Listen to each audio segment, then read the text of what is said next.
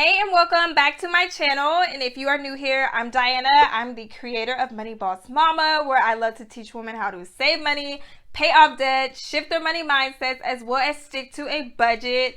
And I'm excited because I decided to do like a series on different accounts that you can use to start saving money for your kids and investing in your kids' future. I know I have a lot of moms that watch my channel and watch my videos because that's part of my story, being a single mom. And I have a few accounts that I'm using to save money for my kids. And I feel like I'm a good person because I've said many times I'm new to this investing journey, and I feel like I can put it in a way in which any beginner could get it because I'm a beginner. But without making it super long, let's go ahead and get into the first type of account that I'm going to be discussing in this series. Alright, so the first type of account that I am going to be talking about in this video is called a UGMA, or you may have heard of a UTMA account. Basically, they are the same thing. In my opinion, they have very small variations between the two. So I'm going to just be discussing them as if they are the same thing. But a UGMA account is called a Uniform Gifts to Minors Act, and a UTMA is a Uniform Transfers to Minors Act. As you can probably tell by the names, they sound very similar, and that's because they are. They are both custodial accounts that act as irrevocable trusts in the sense that whenever the child turns 18 or 21, because the terms are often set by the state in which you reside, they become the legal owner of these accounts, which means anything that you have invested in these accounts, they now become the legal owner. They are the beneficiaries, which means that you have no control over how they spend this money whenever they become legal age. And I know that this is one of the cons that a lot of people they kind of focus on when it comes to these accounts, and we will get into all of the pros and cons as well. But with these accounts, they are a great way to start saving money for your kids because the money is invested, which means that you're getting a better return on your investments versus just putting the money into like a high yield savings account. Because due to everything going on, I don't know if you noticed, but like most of these accounts are yielding like 0.5%. So one of the small differences between a UTMA account and a UGMA account is going to be what the money is invested in, so the assets. With a UTMA, it does allow for a little bit more assets such as cars, arts, things like that, other valuables that are seen as assets, whereas with UGMAs, they're just basically invested in the standard assets such as stocks and bonds. But still, your money is able to grow at a higher rate than if you were just to put it in a regular savings account at your local bank or a high yield savings account. Besides the fact that the money is invested, another thing that I really like is the fact that these funds can be used for anything. So when a child comes of age, they're not limited as to what they can use the funds for. If they want to start a new business, they can do that. If they want to purchase a new car, they can do that. If they want to use some of the funds to purchase a home or put a down payment on a home, they can do that. There are no limitations as to what they can do with this money. This money is kind of like free game, whereas with the 529 savings plan, which I will make a video all about a 529, you are limited as to what the money can be used for. It has to be for qualified educational expenses. Otherwise, you may face taxes and penalties. But with the UGMA or UTMA, whatever it is that their little 18 or 21-year-old hearts desire, they can use the money for. This is also a con because you have no say-so in how they use the money. So with me going forward and knowing that information, I decided that I don't want to put any more than $5,000 to $10,000 in each one of my kids' UGMA accounts. I do have a UGMA account via Early Bird, and it's just a really cool app that allows you to gift money to not only your kids but other kids, and it has like a little library of memories when they come of age, because you can send messages to them and videos to them whenever you make your contributions, or if someone wants to make a contribution, they can send their video and their gifts. So when the child comes of age, they just have a bunch of videos and notes. It's just a really cute way to invest for them. But going back to the con, obviously when kids are 18 or 21, just depending on the state you reside in, the age of maturity of that state, they do not make the best financial decisions. Think back to when you were 18 or 21. If you saw a couple $1,000s, you're not thinking, you know, I should reinvest this money. You're probably thinking, YOLO, I'm gonna go on vacation and I'm gonna blow it. And that's why I think it's super important to know what the purpose of these funds are when it comes to how you invest your money. Any account is going to have a pro and a con, or pros and cons, but it's going to depend on what the main purpose of these funds are. That's going to help you navigate which account is best for you. I want to gift my kids with money when they come of age. When I became 18 or 21, I was gifted $0, nothing.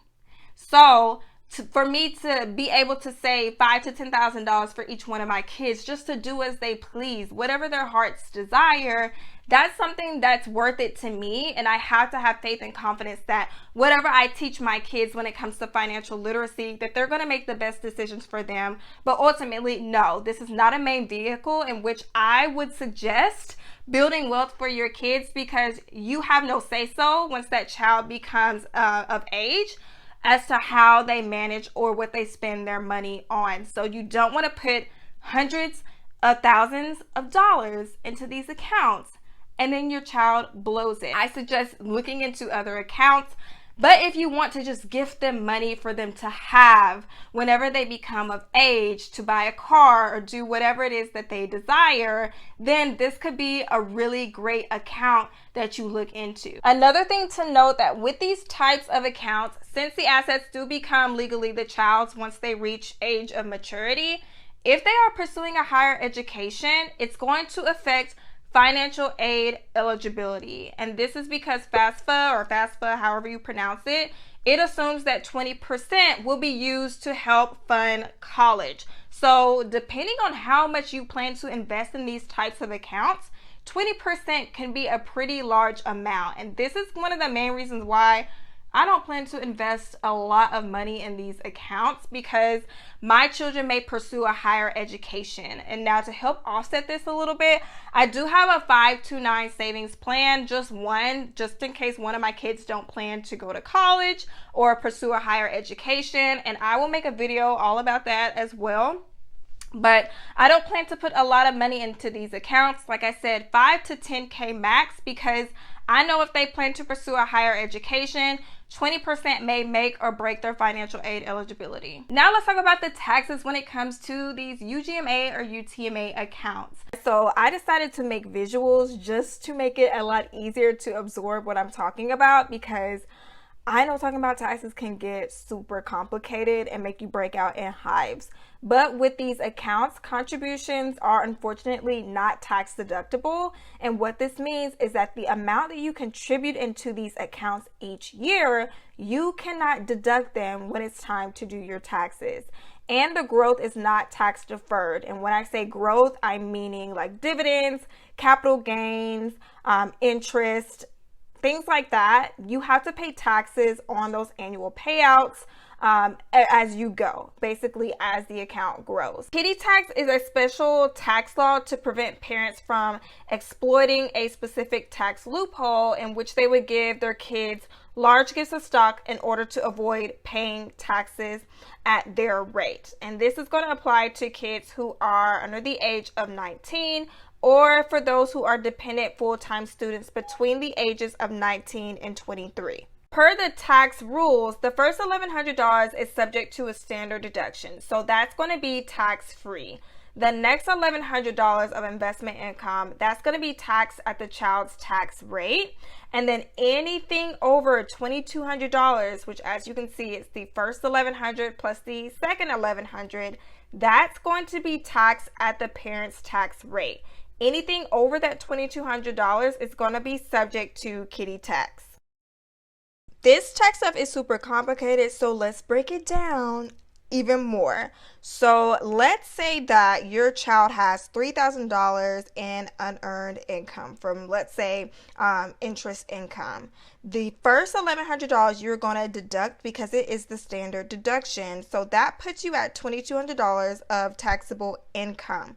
Now remember that there is a $2,200 threshold. So taking the $3,000 in unearned income, we would subtract that $2,200 threshold, which leaves us with $800. This is going to be your net unearned income, and this is the amount that is subject to kiddie tax, because anything over the $2,200 threshold is subject to the kiddie tax. And per the kiddie tax rules, it is going to be subject to the parent's tax rate. And so using my tax rate as an example, which is 22%, because I am, or I claim, head of household, this means that I'm going to owe $176 on this $800 net unearned income amount. But I will say that, y'all, it takes big bucks to get to $3,000 worth of unearned income. So if your budget is anything like mine, let's go for something a little bit more realistic. Let's say that you decide to contribute $200 a month, which is $2,400 a year. And I'm going to use my son as an example. So based on his current portfolio, a year out from now, his gains are projected to be $68, around $68. And as you can tell, this is not even close to the threshold amount. And if your child's only income is unearned and it's less than that $1,100 standard deduction, then it's not required to even be reported, because you're not going to owe any taxes on that investment income. Now I'm going to show you how I determined that the UGMA accounts would be a good investment for me using the Early Bird app that I use to open up my UGMAs for my kids. So I'm going to use my son as an example. I contribute $20 to his UGMA every single month, and you can see his projected value at 18 is $5,866 if I kept up the same investment. And now here, I just did a little bit of research to see, played around with the numbers. What would it be if I increased my investment to maybe $100? That put his projected value at $29,000, a little over $29,000. And take a look at the principal and the gains here. So the principal balance, that would be about $18,000, and the gains, which is the unearned income, is $11,111. So that is, of course, way over the threshold, and that would be, of course, every year, whatever I have that in gains, that's going to be taxed at my tax rate if it comes over that $2,200. But going back to the $20 a month, because I still don't want to contribute more than $5,000 to $10,000 in their UGMA accounts by the time they're 18, you can see that the principal is $36.20 and the gains is just $22.46.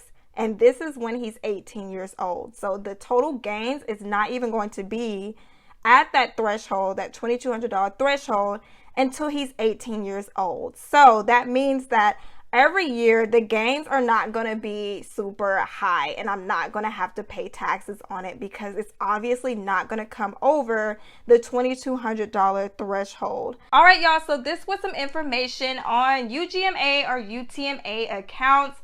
I still have UGMAs for both of my kids. I just contribute like $15 a month to each of their accounts.